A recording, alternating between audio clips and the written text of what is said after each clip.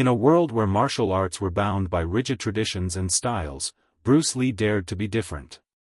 He looked at combat not as a collection of techniques, but as an expression of freedom, a way to understand oneself through movement.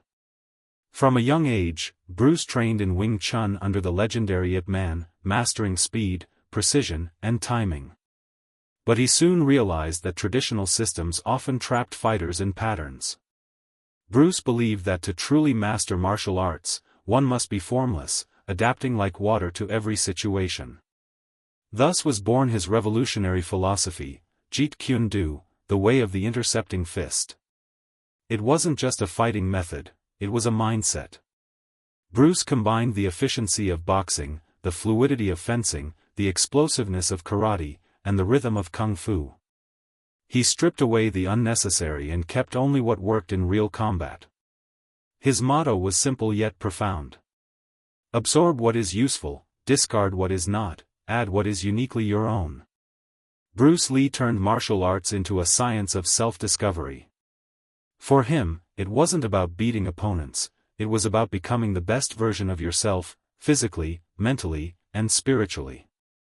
Even today, fighters, philosophers, and athletes follow his teachings, proving that Bruce Lee's unique approach to martial arts wasn't just about combat, it was about living with purpose, precision, and passion. Dragon in an era when martial arts were confined by strict rules and rigid traditions, Bruce Lee shattered boundaries and redefined what it meant to be a true martial artist.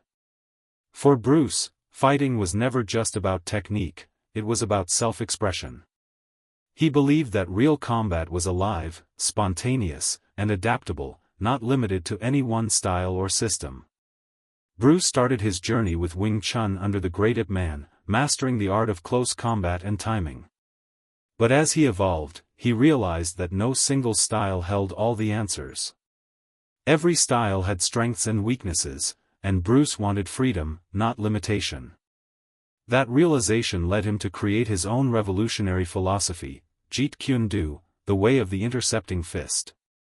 Unlike traditional martial arts, Jeet Kune Do was fluid, flexible, and brutally efficient.